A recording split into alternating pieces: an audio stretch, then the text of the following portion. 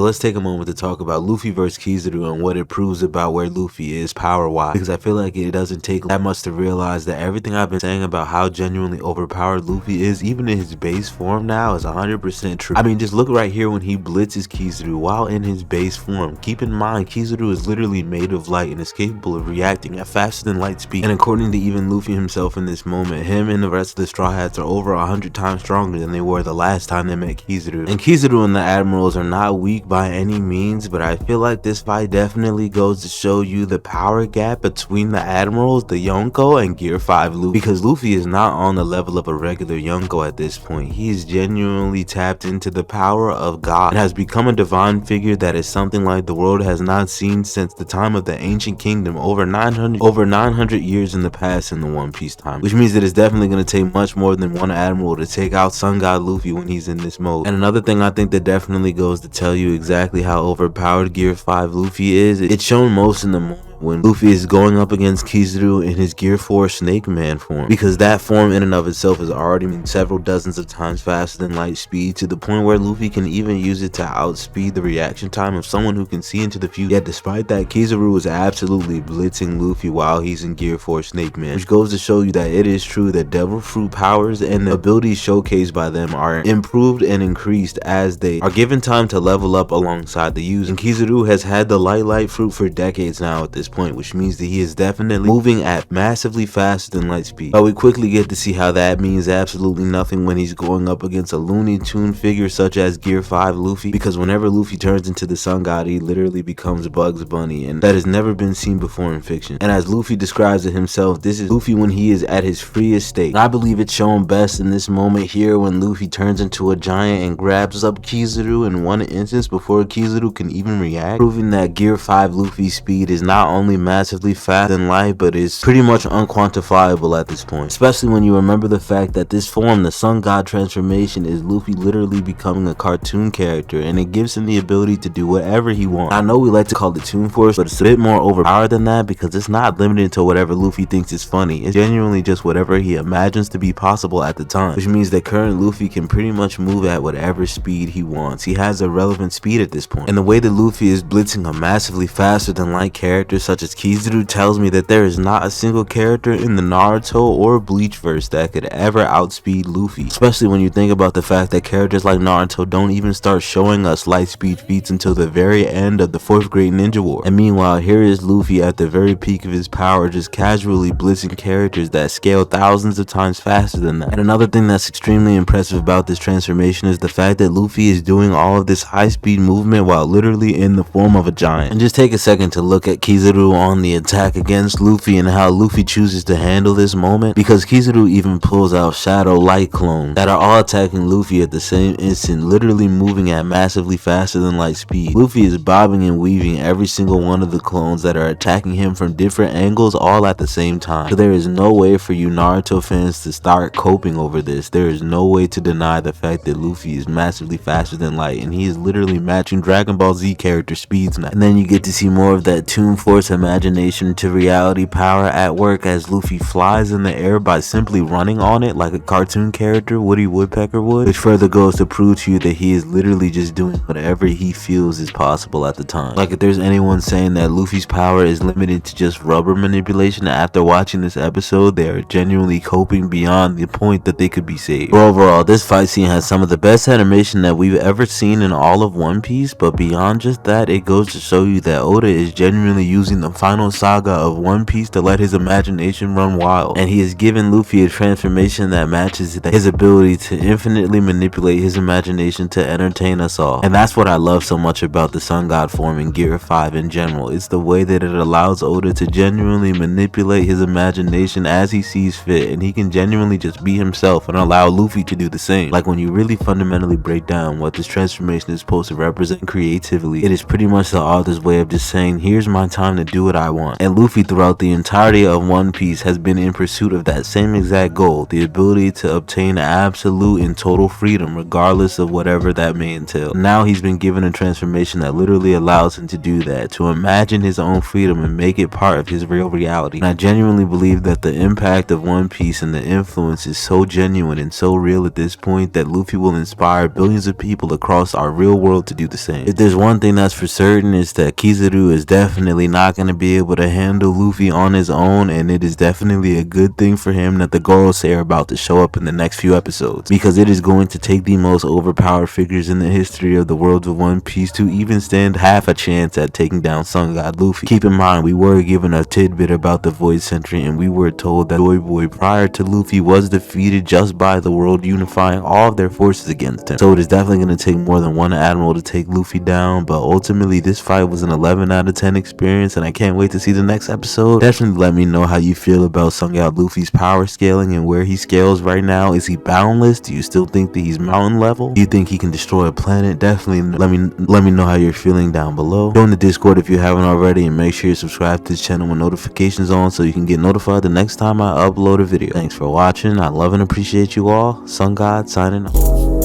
I come in clutch like a genie. Don't talk unless you need me. You talk too much, you need it. All of my bitches look like models, she in love with me. When we link, it's flashing lights and cameras, got a blend.